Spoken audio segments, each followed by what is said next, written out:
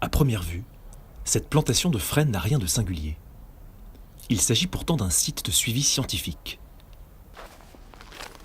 Nous sommes à Moulins-sur-Yèvre, près de Bourges. Régulièrement, une équipe de chercheurs de l'INRA d'Orléans, conduite par Arnaud Dovkiv, se rend sur cette frênaie pour observer la croissance de ces arbres et leur état de santé. Planté en 2005, ce dispositif est victime depuis 3 ans d'une maladie longtemps restée une énigme pour la science, la calarose. Nécrose au collet, branches dépérissantes, rameaux aux couleurs orangées, la calarose du frêne se manifeste par de nombreux symptômes qui conduisent peu à peu à la mort de l'arbre.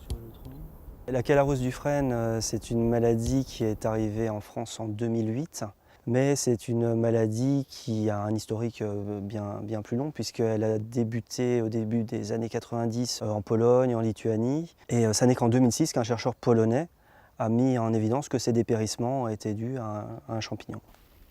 Ben voilà, tu te mets en... Équipés de tablettes tactiles, Arnaud Dovkiv et son équipe vont aujourd'hui diagnostiquer l'état de santé de chacun des 3000 frênes qui occupent cette plantation. Ces arbres sont issus de 25 provenances différentes et ont tous le même âge, ce qui permet aux scientifiques de comparer leur croissance, mais surtout leur résistance face à une maladie qui ne cesse de progresser vers le sud de la France à une vitesse de l'ordre de 50 km par an.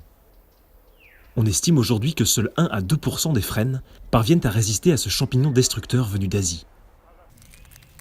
Une pression très forte qui contraint les scientifiques à étudier des milliers d'arbres dans l'espoir d'identifier suffisamment d'arbres résistants pour préserver la diversité génétique du frêne et donc sa capacité de survie à long terme.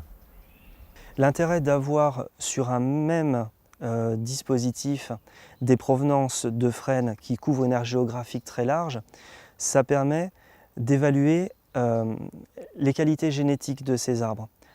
Pourquoi? Parce que ce qui fait la qualité d'un arbre, c'est l'interaction entre ses gènes et son environnement. L'avantage de tout regrouper dans un même dispositif, c'est qu'on travaille à environnement égal, donc tout le monde est évalué dans les mêmes conditions. Donc ce qui s'exprime, c'est vraiment la qualité génétique des arbres. Alors que les données collectées sur ce dispositif indiquent une progression de la calarose, les scientifiques ont bon espoir d'identifier des arbres d'intérêt. Il s'agit d'arbres sains, entourés par des individus malades.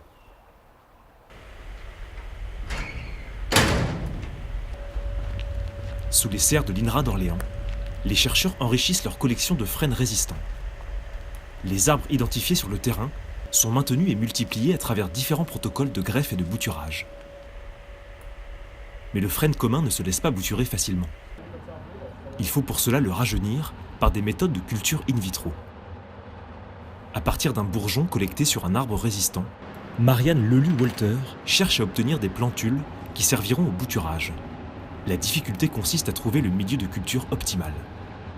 Notre objectif, c'est à partir d'arbres sélectionnés, donc de les multiplier donc en culture in vitro pour obtenir un certain nombre de copies de ces individus remarquables, pour ensuite être capable de valider l'intérêt de ces arbres, intérêt par exemple vis-à-vis de leur résistance à la calarose, dans différents environnements, donc sur le terrain. En complément de leurs travaux, les chercheurs tentent de sensibiliser le grand public aux menaces qui pèsent sur cet arbre familier, qui représente aujourd'hui la 5e espèce feuillue des forêts françaises. Pour cela, ils développent actuellement une application de sciences participatives avec l'aide de l'INRA de Bordeaux. L'objectif est de permettre à tout un chacun d'identifier et de géolocaliser les frênes résistants partout sur notre territoire. Une source de données indispensable pour la science aux moyens aujourd'hui limités.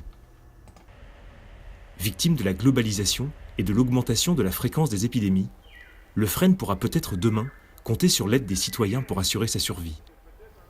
Pour que la majesté de cet arbre continue de sublimer nos paysages.